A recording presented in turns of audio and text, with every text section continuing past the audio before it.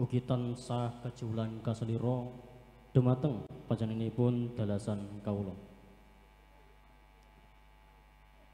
Ingkang kula hormati dumateng para alim, para ulama, ugi rinten dalu tansah sumanding kitab suci wahyuning ilahi minangka panuntun keblaten panembah ingkang satuhu luhring budi. Dumateng para sesepuh, ini sepuh, aji sepuh, ugi para pepunden ingkang satuhu kinabekten. Dumateng para pangemanating pranting praja satriyaning nagari minangka pandam-pandaming kawula dasih ingkang kinasih.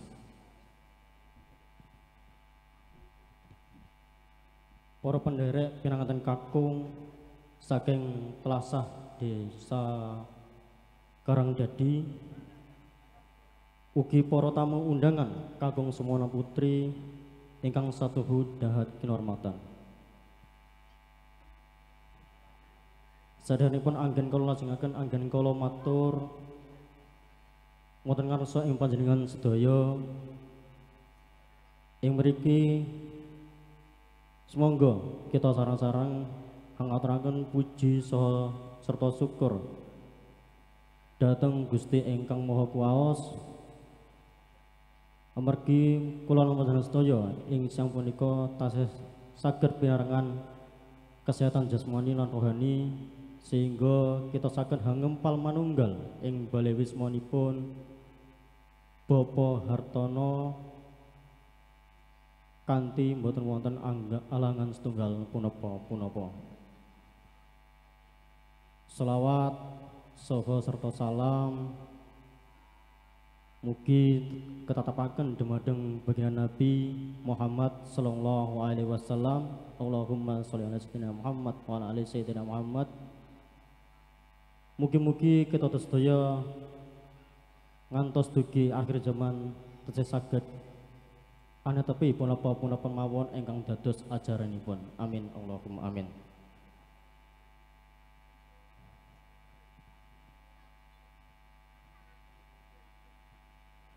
Saking tamu undangan kakung Sumana Putri ingkang dahat kinurmatan, ing mriki kawula kapeksa hangempal wedal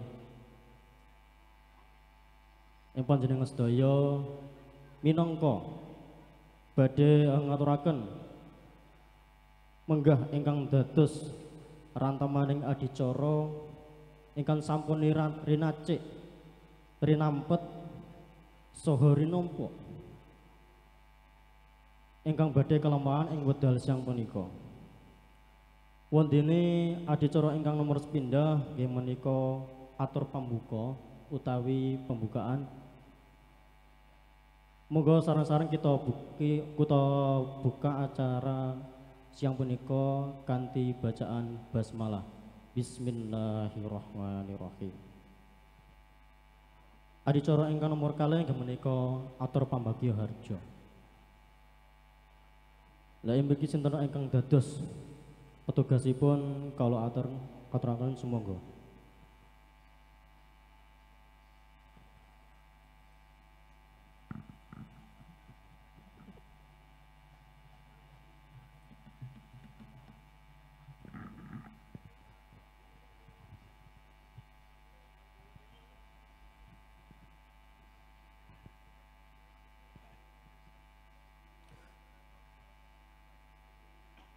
Assalamualaikum warahmatullahi wabarakatuh.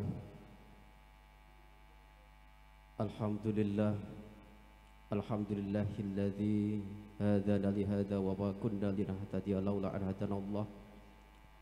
Asyhadu an la ilaha illallah wahdahu la syarika lah wa asyhadu anna Muhammadan abduhu wa rasuluh. Qala Allah ta'ala fil Qur'anil Karim. A'udzu billahi minasyaitonir rajim. Bismillahirrahmanirrahim.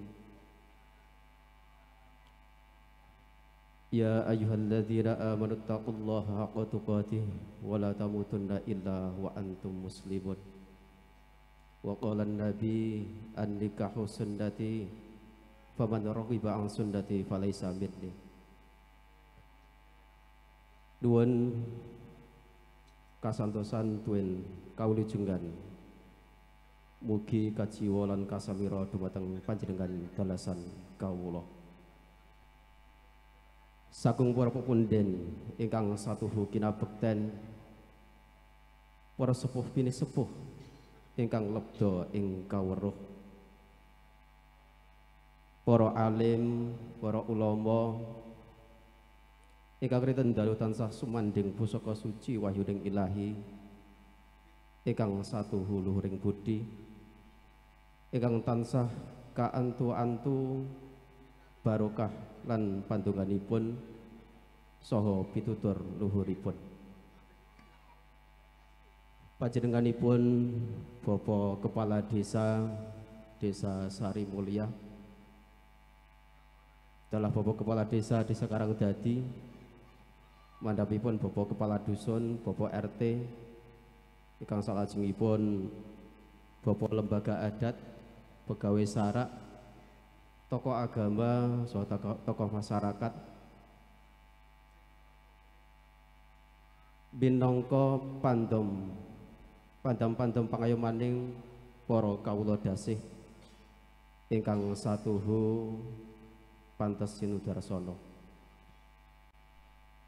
Salajengipun para pilenggah sedayanipun kakung Sumawana Putri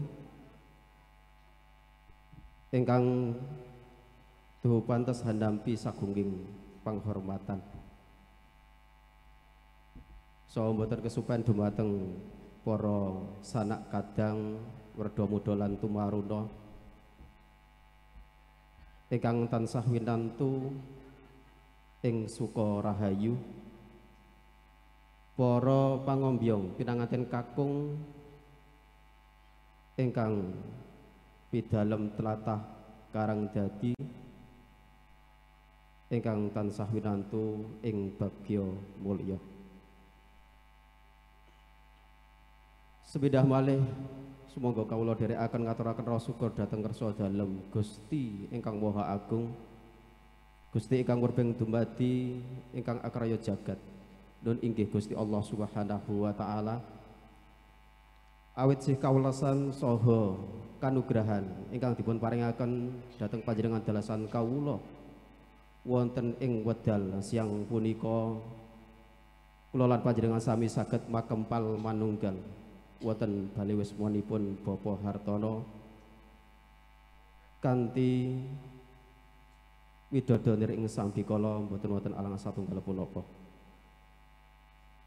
Salajengipun sholawat saha salam mugi tansah lumintu-lumintir dumateng pitulodo kita sedaya, panuntun kita sedaya, nun inggih Kanjeng Nabi Agung Muhammad sallallahu alaihi wasallam,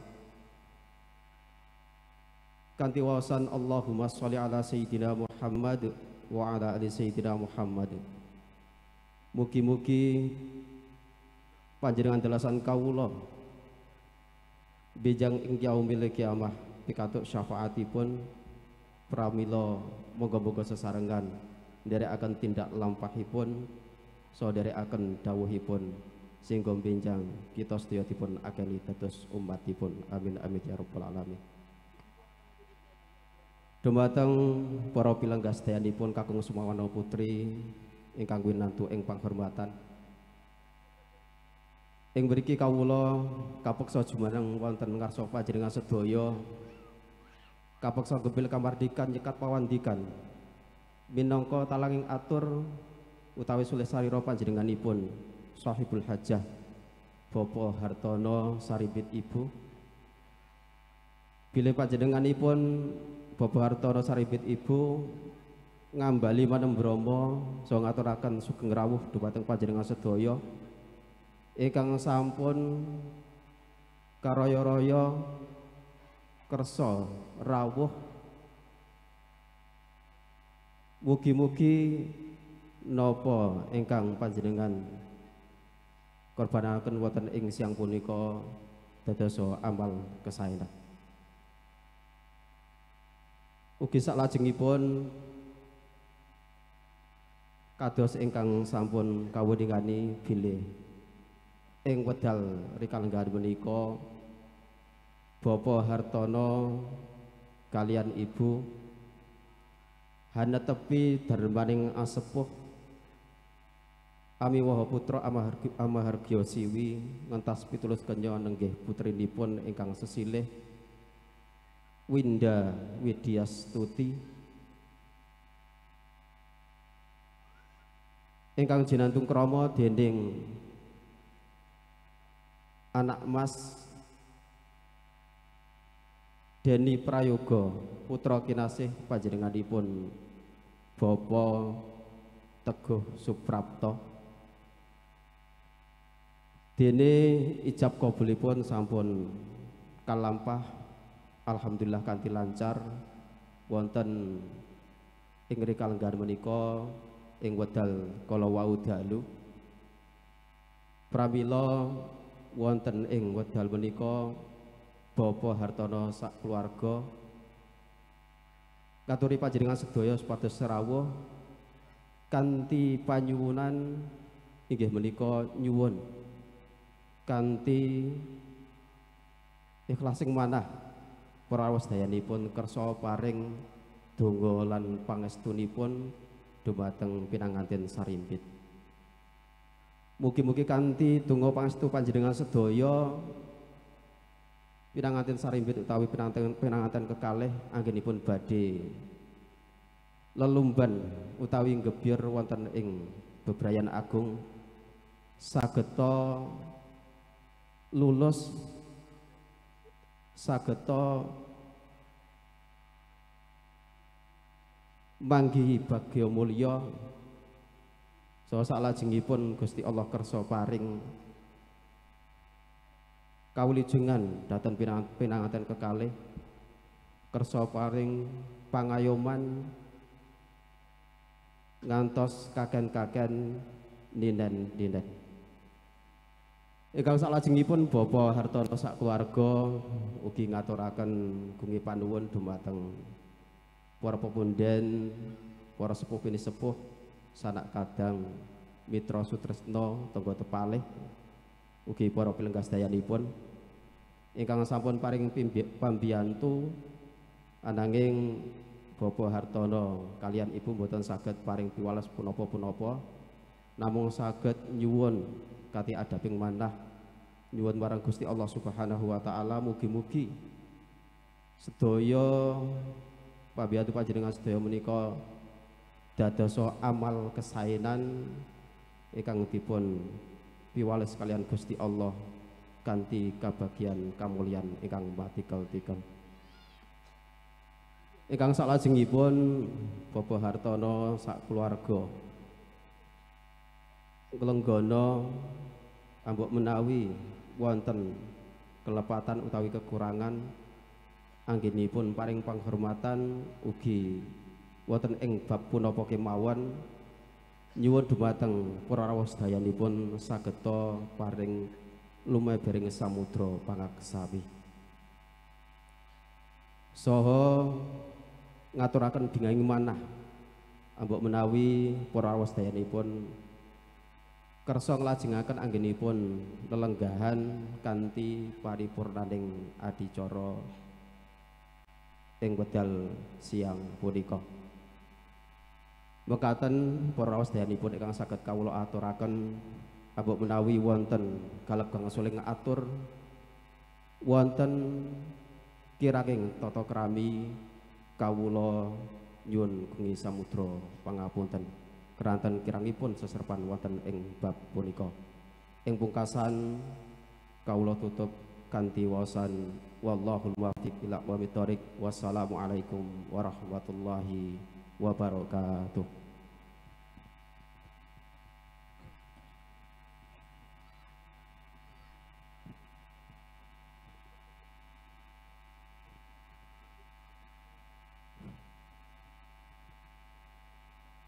Kanji adicara ingkang nomor 3 nggih menika pasrah pinanganten kakung pinanganten kekalih. Lah ing mriki sinten toh ingkang dados wakilipun saking Bapak Suprapto Teguh Suprapto kaluwaturaken sumangga.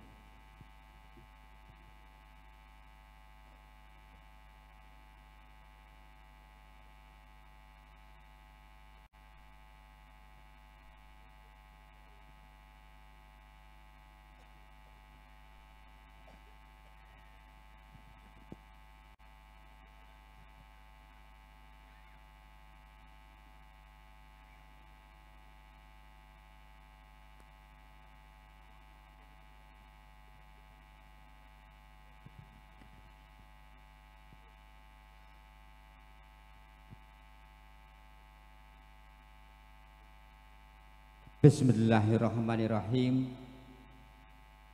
Assalamualaikum warahmatullahi wabarakatuh. Alhamdulillahilladzi nahmaduhu wa nasta'inuhu wa nastaghfiruh wa na'udzu billahi min syururi anfusina wa min sayyiati a'malina may yahdihillahu fala mudhillalah wa may yudlil fala hadiyalah. Asyhadu an la ilaha illallah wahdahu la syarikalah wa asyhadu anna Muhammadan abduhu wa rasuluh la nabiyya ba'dah. Amma ba'd. Kawula nuwun dumateng sagunging para pundhen, para ajenenggah pinsepuh kakung Sumawala putri ingkang tansah kula mulyakaken. Dumateng panjenengan Bapak Kepala Desa Sarimulya ingkang kula hormati. Dumateng panjenenganipun Bapak Kepala Desa Karangdadi Sarimpit Ibu ingkang kula hormati. Dumateng panjenenganipun ingkang hamengku gati inggih menika panjenenganipun Bapak Hartono Sarimpit Ibu dalah sak kulawarga ingkang tansah bagya mulya.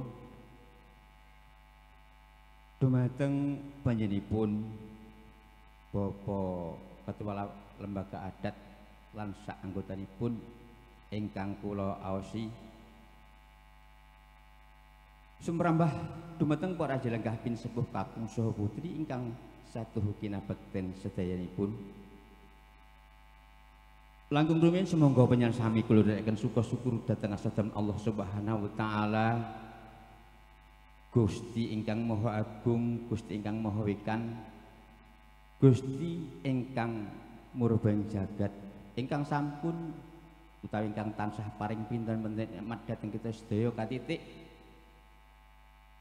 kesarasan karahayon saha kawilujengan tansah kasarira dumateng kula lan panjenengan sami hingga ngantos siang menika kita sami saged pepanggihan jejagongan kempal manunggal dados setunggal utawi bab wonten ing dalipun Bapak Hartono mriki kanthi wilujeng sepen ing rubeda mboten wonten alangan setunggal menapa. Shalawat salam monggo-monggo sesarengan kita aturaken kunjuk Kanjeng Nabi Muhammad sallallahu alaihi wasallam kanthi lafaz Allahumma sholli ala sayyidina Muhammad wa ala ali sayyidina Muhammad. Inggih mugi-mugi kemawon benjing kita sami pikantuk syafaat ing yaumul kiamat. Amin Allahumma amin.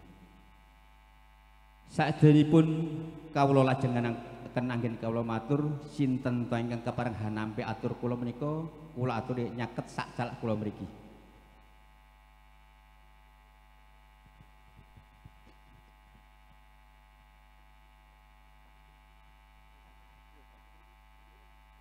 Inggih kawulun Pak,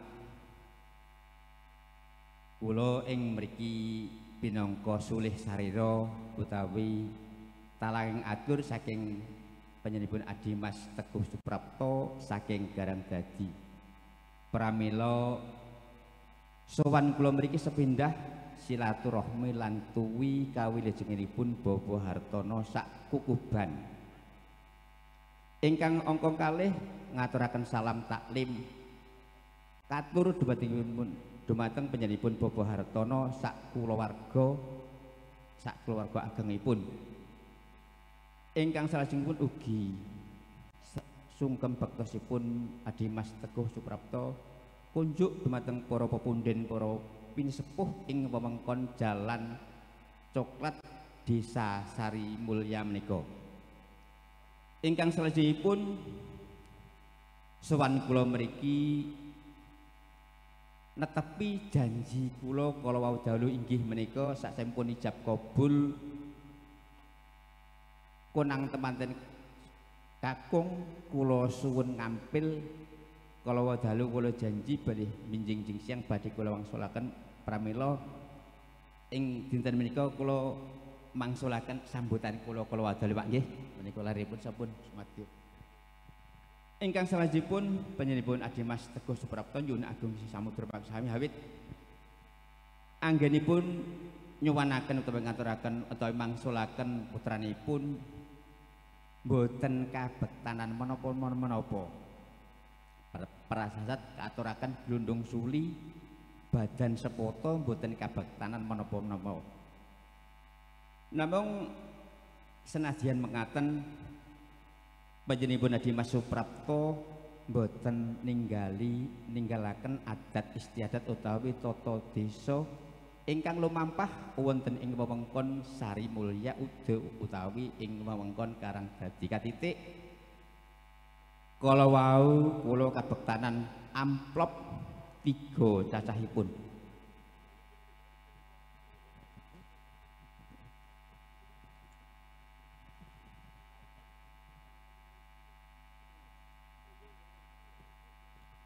Amplop ingkang angka setunggal menika pinangka tata negara nggih Pak. Lajeng amplop ingkang angka alih menika pinangka penatas tali utawi pengudar tangsul hawit. Jadi kalau dinten semanten ngawontenaken talen-talen pramila rehne prajanjen kala wau sampun kelampan kala wau dalu pramila kanthi kancing utawi amplop kancing amplop menika bilih prajanjen ingkang sampun ke ingkang wulan-wulan kepengker menika sampun kebayar lunas Pak nggih. Lajeng amplop ingkang angka 3 menika iku pinangka urun-urun tumbasan sayur menika Pak. Nggih awit Adimas Teguh Suprapto nglenggono bilih panjenenganipun Bapak Hartono anggenipun amiwaha siwi ngentas pitulus putranipun menika tartamtu mawi probaya ingkang boten sekedhik pramila ing pangangkah amplop ingkang sekedhik menika mugi saged ngenteng-entengi bot repotipun Bapak Hartono anggenipun miwaha kang putra menika. Kajawi kali saking menika kala wau nggih beto wonten uwas setunggal kuintal ugi klapa setunggal atus menika nggih sengajanipun nggih kangge ngenteng-entengi boteripun Bapak Hartono kala wau Pak. Ingkang salajengipun rehne kala wau dalu ngawontenaken majemukan kala wau ugi bekto pirantos majemukan inggih wonten uwas sebaris ayam sekelek ugi bubur ampi bumbu wingking komplit iki namun jujuk wingking kok Pak nggih. Ingkang salajengipun menika saking remenipun Ibu Rini utawi nggih ibun putu kula pun Deni Prayoga menika beto parcel menika mugi kaparingna niku Pak nggih. Putra mantu enggal menika isinipun ubur ampi pawestri. Ingkang salajengipun rehne sowanipun Adimas Teguh Suprapto nyuwanaken kang putra menika kala kadherekaken tangga tepalih kadang waris ugi sanak sederekipun pramila wau bekta oleh-oleh ingkang arupi dhaharan mateng utawi bahasa menika makanan siap saji utawi snack menika ing pangangkah mugi kengo tambal sulam adu idang saklebetipun jejagawan menika Pak nggih. Kula kinten namung menika ingkang kula aturaken Namung sakderengipun kula titip putu kula pun Deni Prayoga Hawit sinasa menika ketingalipun sampun ageng ngingingi olah tata baligirya tamtunipun dering wonten menapa-menapanipun Pak Pramila mbok pilih mangke wonten mriki nggih kula pasrahaken dumateng Bapak Hartono lan para lingkungan mriki supados lare menika dados ingkang sae kados kepundi Pak nggih kula pasrahaken. Ingkang salajengipun mbok pilih mangke pawiwahan menika sampun rampet lan sampun purna mugi kula sak rombongan keparenga nyuwun pamit namung mbok bilih sakdangunipun jejagongan lan pepanggihan menika kula sak rombongan wonten tandang tanduk ingkang kirang trapsila solah bawa ingkang kirang meranani penggalih dumateng panjenengan jeleng kasanipun kula ingkang nyunaken agunging Syekh Samudra Paksami ugi saking kula pribadi mbok bilih wonten cicir cawetipun anggen kula matur nggih utawi kirang pratitis anggen kula nata basa Hawit kula namung manungsa sawantah ingkang boten pegat saking kilaf lan salah ugi saking cubluking pangertosan kula awit tebih saking pasinaon pramila mugi sagung para jenggah sedayanipun kersa hanglebening Syekh Samudra Paksami ingkang kepara kathah dhateng pribadi kawula ing wasana atur kula pungkasi billahi taufik walhidayah. Assalamualaikum warahmatullahi wabarakatuh. Menika Pak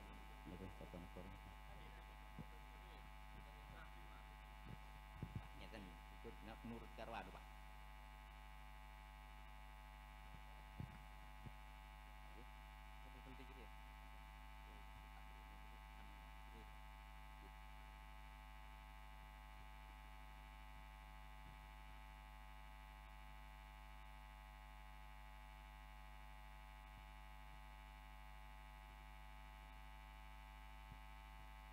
Bismillahirrahmanirrahim. Assalamualaikum warahmatullahi wabarakatuh. Kasugengan karahayon ugi katentreman mugi kajiwa kasarira panjenengan sami dalasan kawula. Dumateng Bapak Teguh Suprapto sak rombongan pengantin kakung ingkang tansah saking pakurmatan. Dumateng Bapak Hartono Sarimbit Garwa ingkang tansah bagya mulya.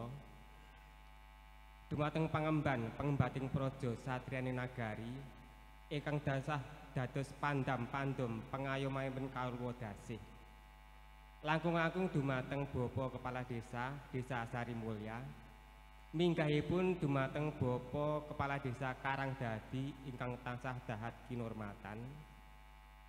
Dumateng Brayat Agung Baraya Wirawiyata Baraya Wiratamtama purna karya labet praja ingkang tansah mahambek luhuring dharma. Langkung-langkung dumateng Bapak Ketua Lembaga Adat, Bapak Kepala Dusun, Bapak Ketua RT saking Desa Sarimulya minggahipun saking Desa Karangdadi ingkang tansah kita hormati. Sakderengipun atur kawula lajengaken monggo-monggo panjenengan sami kula dherekaken manjataken puji saha syukur dumateng ngarsanipun Gusti Allah ingkang Maha Kuwaos. Mbok bilih ing pahargyan siang menika kita sami taksih pinaringan pinten-pinten kanikmatan utaminipun nikmat sehat, nikmat kesempatan sehingga saged kempal manunggal wonten bale wismanipun Bapak Hartono Sarimbit Garwa kanthi mboten wonten alangan setunggal menapa. Para bapak, para ibu saking tamu ingkang tansah dahat kinurmatan. Ing mriki kula pinangka sulih sarira saking Bapak Hartono Sarimbit Garwa kinen nampi menggah aturipun Bapak pangarsanipun lampah. Ingkang wis pindah kala wau Bapak pangarsanipun lampah ngendika nggih menika atur salam taklim ugi silaturahmi Lah mriki Bapak Hartono Sarimbit garwa tansah nampi kanthi bombongipun penggalih. Mugi-mugi pepanggihan siang menika dados jalaran turinipun rahmatipun Gusti Allah ingkang Maha Kuwasa dumateng kita sedaya. Salajengipun kula wau Bapak pangarsipun lampah ngendika masrahaken ponanganten kakung. Ing mriki Bapak Hartono Sarimbit garwa sampun nampi kanthi bombongipun penggalih. Mugi-mugi ponanganten ingkang sampun ijab kabul kala wau dalu saged mlebet dumateng madyanipun bebrayan enggal. Mugi tansah dados keluarga ingkang sakinah mawaddah warahmah saged dumugi kaken ninen liripun kados Mimi lan Mintuna. Salajengipun kula wau Bapak pangarsanipun lampah ngaturaken upakarti adat Jawi nggih menika arupi amplop ingkang angka setunggal menika Tata Negara, angka kalih penatas tali, ingkang angka 3 nggih menika seserahan. Tumuli mangke badhe kawula serahaken dumateng Bapak Hartono Sarimbit garwa. Salajengipun kula wau masrahaken nggih menika upakarti kangge pengantin putri. Lah sedaya upakarti kala wau saking Bapak Hartono Sarimbit garwa tansah ngaturaken agunging panuwun mugi-mugi sedaya peparing ingkang dipun paringaken kala wau saged berkahi menggah bantu nggih menika pahargyan siang menika. Salajengipun kala wau Bapak pangarsipun lampah mbok bilih samangke sampun paripurna pahargyan. Bingkana pareng nyuwun pamit mboten langkung Bapak Hartono Sarimbit garwa ngaturaken sugeng kondur mugi-mugi rahayu wilujeng dumugi griyanipun piyambak-piyambak. Mekaten atur ingkang saged kawula aturaken mbok bilih wonten cecer-cewet atur kula tansah nyuwun agung sabira paksami dumateng panjenengan sami.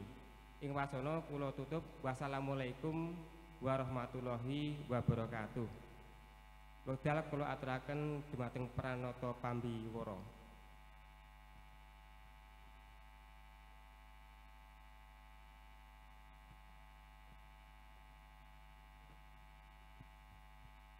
Matur suwun kalau aturaken adicara ingkang nomor sekawan nggih menika panutup. Monggo sesarengan kita tutup acara ing siang punika kanthi nyebat bacaan hamdalah alhamdulillahirabbil alamin.